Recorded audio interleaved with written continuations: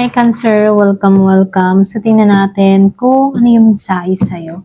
So be open-minded po, hindi halos lahat makaresonate. Thank you nga po pala sa mga nagsusubscribe, sa mga bumabalik.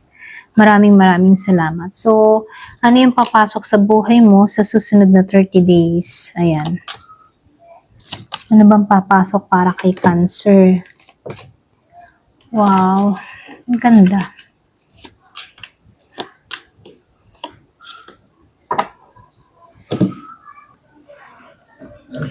So, dito Cancer, no?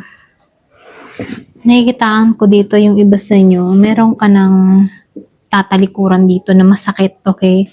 So, lumalabas dito, meron kang matinding mga pinagdaanan. Kumbaga, dito sa Strength Reverse, pagod ka na emotionally. Merong mga self-doubt, pero hindi naman ibig sabihin mahina ka. Kumbaga, nakikitaan ko lang dito, napapagod ka lang.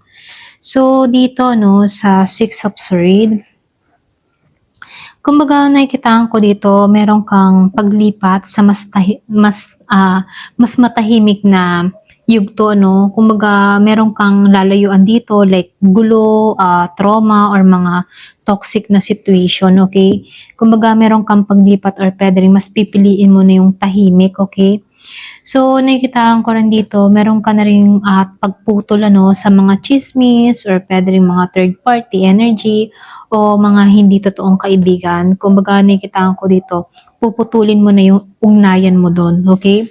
So, lumalabas din dito sa The Hierophant upright, kumbaga babalik ka sa tamang values like commitment, sa gabay, or sa spiritual grounding, Kumbaga, nakikitaan ko dito na magdadasal ka, mananampalataya ka, okay, para sa protection mo at para sa pamilya mo, okay? Kumbaga, nakikitaan ko dito na yung iba sa inyo, mas mananalig ka ngayon, okay? So, lumalabas din dito, meron akong nakikitang pagbabaka sa isang chapter or pwede rin hindi, yung bang tipo na meron kang aalisan pero hindi naman ito lost closure, pwedeng mas pipiliin mo lamang dito yung liwanag or yung kaligayahan mo rito, okay? Kumbaga, mas pipiliin mo yung mapayapang landas. So, lumalabas din dito, meron kang strong na energy dito, Kumbaga, ikaw yung tipo ng tao na hindi ka napapasok sa mga decisive or sa mga mapandin lang na tao, Kumbaga, meron kang pag-iiwas na gagawin dito.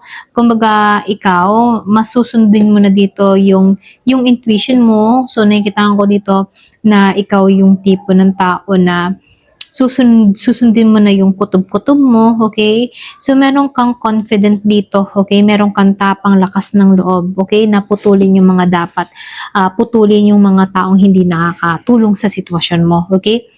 So, lumalabas din dito, sa The Lover Reverse, meron akong nakikitang misalign pagdating sa sitwasyon or sa relasyon, So, kailangan ng choice. So, hindi ito pwedeng kalahati lamang, Kumbaga, sinasabihan ka dito, kung ikaw man ay nasa isang connection, ito na yung time para mag-usap ng masinsinan dito, yung bang tipo na hanapin yung balanse pagdating sa connection.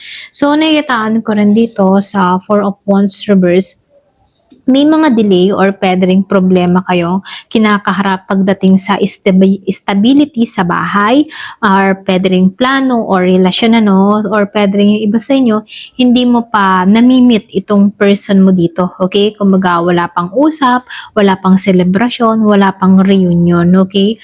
So, nakikitaan ko rin dito sa King of Swords, upright, yung iba sa inyo, unti-unti mo nang natutuklasan or pwede rin meron kang katotohanan na nalalaman, nagkakaroon ka dito ng clarity, may malinaw na usapan or decision kang gagawin dito, okay?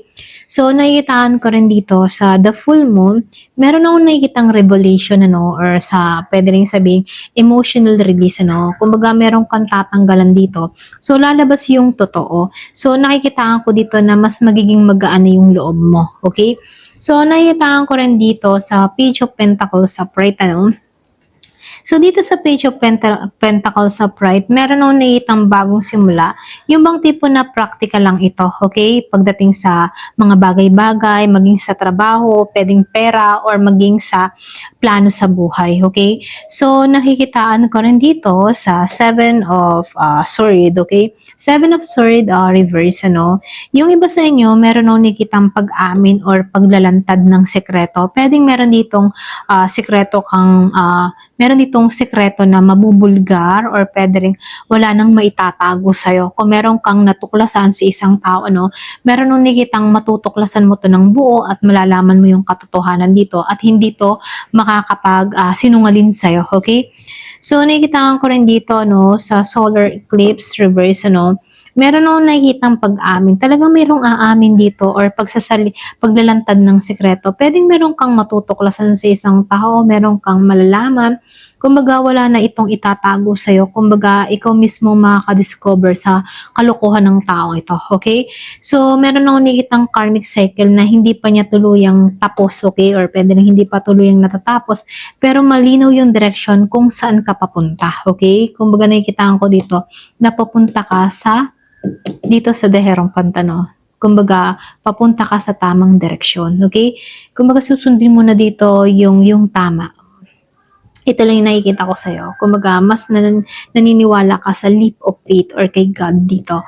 So, lumalabas din dito sa loob ng 30 days, ano, lalayo ka na sa bigat, okay? Matatapos na yung isang yugto ng paghihirap. Kumbaga, meron ditong mga truth na lalabas at may mga bagong practical na opportunity na magbibigay ng pag-asa para sa'yo. So, hindi ka naman tinalikuran, pasensya na utal ako, no? Hindi ka tinalikuran ni universe. Kumbaga, inakay ka lang niya palayo sa mga masasakit na karanasan at sa mga taong hindi mapagkakatiwalaan. Okay? Ayan, hanggang dito na lamang po. Thank you for watching. Love and peace.